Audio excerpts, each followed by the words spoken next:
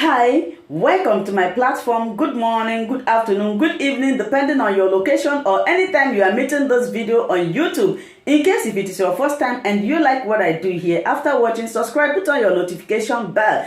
Set it to all notifications so that you will be able to get notified each time I upload a new video. And what do we do in this platform? We react to all forms of video, local, international, especially in Biafra land and in Nigeria. How we do it, we present the video, we introduce it, then we sit down there to watch it together with you from the beginning to the end. Then later we'll go to the comment section to air our mind. You are free to criticize, you are free to air your mind, but let us always do it constructively so that nobody will be offended. So ibondi omane genti ekene mono umunne mundi njemono na sanachi onabonachi. My lovely family, you people are now my family. I appreciate your massive support. I love and cherish each and every one of you. Never take your support for granted as we watch this video. The relationship, the marriage in Nigeria is a marriage of the master and the slave. Obviously, the Northerners are the masters, the Southerners are the slaves. But that's your reading of it. That is practically in every aspect, in every facet of Nigerian life. Take the petroleum industry bill, take the oil, take the VAT, take education, cut-off marks in secondary schools and universities. Every aspect of the Nigerian society favors the North. Take the creation of local governments, take the creation of states. Only Kano and Kebbi State, the adjoining state, have more local governments in Nigeria than the whole of Southeast. So, but however, the good thing is that suddenly Nigerians have started to realize that this master-slave relationship cannot continue. And they have put so much pressure, are beginning to put so much pressure on their leaders that the leaders are beginning to find it more uncomfortable and difficult to exist in their localities. That is what is happening to the Southern governors. Most of these Southern governors are not speaking because they are convinced, because they mean it. They are speaking because they have realized that there is an existential threat to their leadership in their various states. Because those they are leading, those they are governing, can no longer accept to play the role of slaves in a country called Nigeria. So their constituents are putting a lot of pressure on them. And that is why in the last few months, they have met severally because of the pressures being mounted on them. I am sorry for them because I do like the former minister said, they are not likely to go through this. Very soon, the powers that be, their masters will bring out their criminal charges in FCC and ICPC, show them, and they run away. Some of them are already running away because, like he said, it's a matter of survival. Some of them know that they are already governors, not by the making of their people, but that they were appointed governors. That's why they are sneaking away from this push to get Nigeria to work as one united country. Does it really, I mean, first and foremost, the fact that you use that very strong analogy, we've had a number of analogies. I mean, we've heard of husband-wife relationship. I mean, and that depicts sometimes the inequalities that exist in a marriage. But this master-slave relationship is rather strong, don't you think? Because a slave is bought, a slave is owned, more or less. A slave has no decisions, and that cannot be the situation of the South. Well, unfortunately it is. Let me give you an example with the issue of VAT that is currently at play.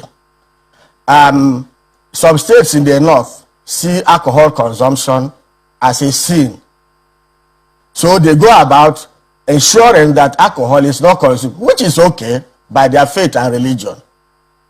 Then in the South, they see it otherwise. They see alcohol as a beverage, something that they can take because it's not against the law to consume alcohol. And the alcohol is charged from 5% to 7.5%. And it is called VAT. And the money is now, when you charge me for consuming alcohol, 7%, if I were going to buy it at X amount, I pay higher. You collect that extra money from me and take it to the person who considers consumption as alcohol as sin. I use it to develop his estate. You know, that's not exactly how it works. How does it work? Let us be very, very, I mean, there's politics. Can I give you facts? And We know that is distributed 20% on the derivation, 50% on the quality of states, and 30%, 35% on population. Yes, but we also know that VAT on alcohol is a very tiny fraction of the basket, of the entire basket on VAT. I am using it as an example. Let me give you an example. I won a contract in my state for road construction, and the VAT from that road construction tax is sent to the federal government and shared based on the quality of states. Is that justice? Is that fair? The other state might decide not to award contracts, and he gets part of the money I have spent on awarding contracts as VAT for the development of his state.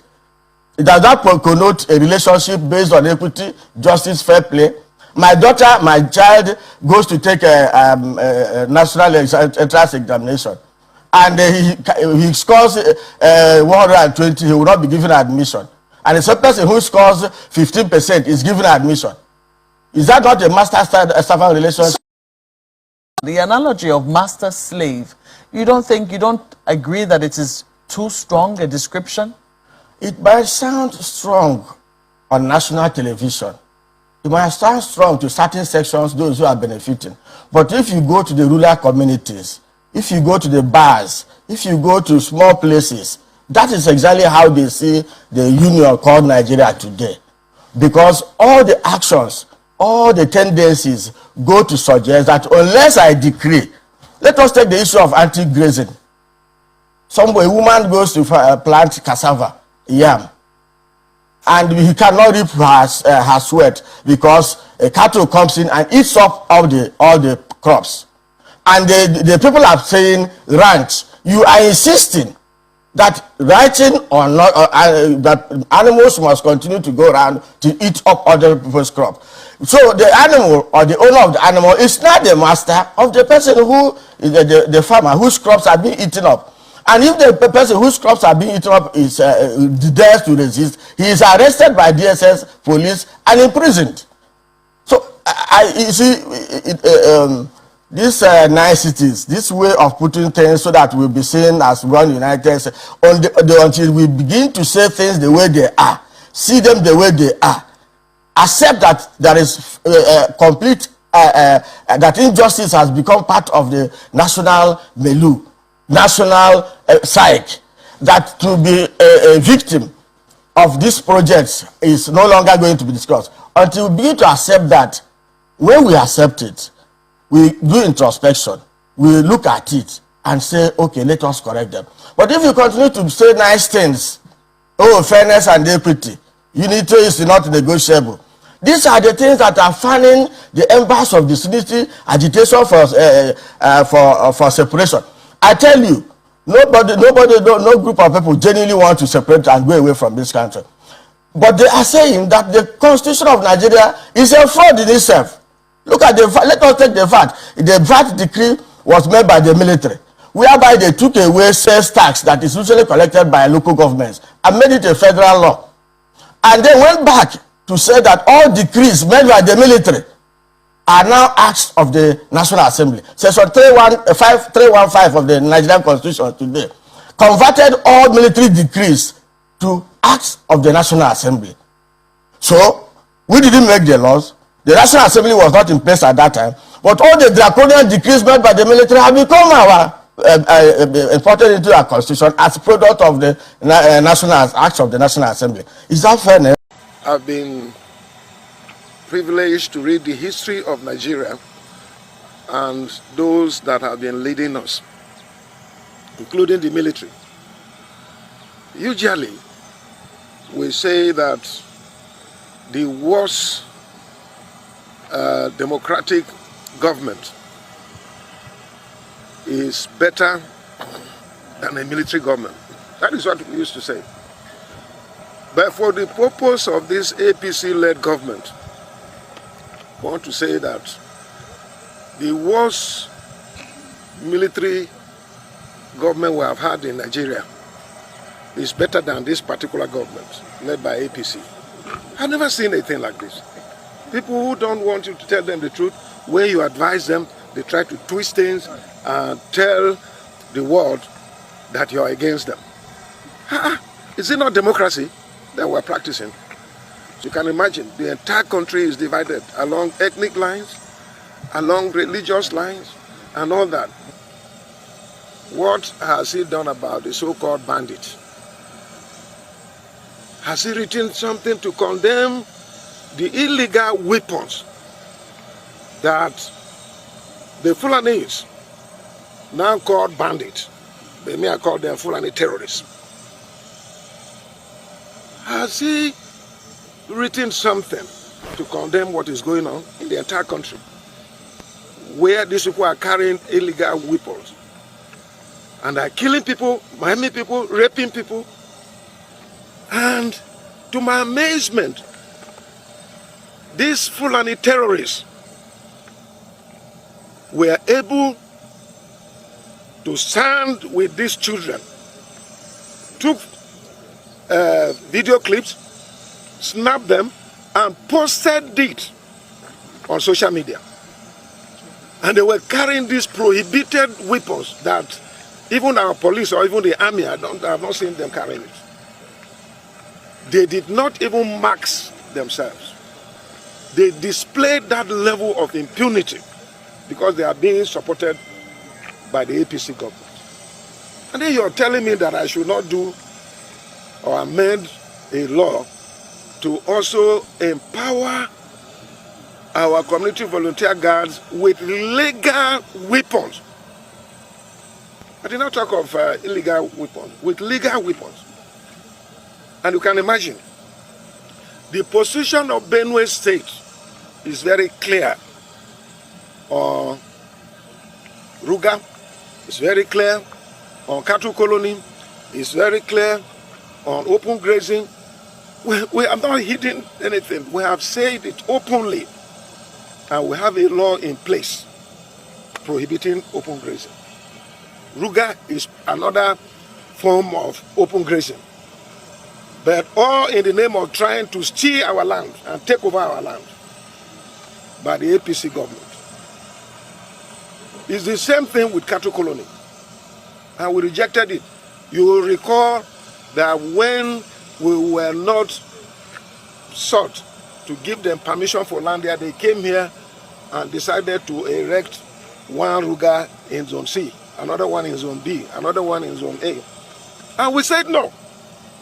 And Benue people went there and pulled down the signboard.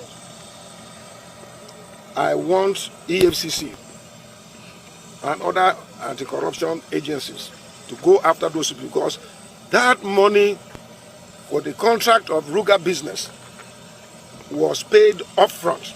And up to today, they have not sought to recover that money. I want them to go and recover that money. Even this current one, there is another trick again that the presidency is trying to bring. You all heard about water bill, that they wanted to annex the banks of our river. And I say no to it 100 times. Benue people have told me to tell federal government that we're not going to accept that. Recently, they brought another one, going round and round and round and round again. And they said they are going to establish a cattle colony or something. Farm settlement. Farm settlement, so that they will bring Fulani from Niger, from Senegal, from Chad, from Mali, terrorist Fulani people from these places to come and take over our land. I don't have any problem with our indigenous Fulanis who are here.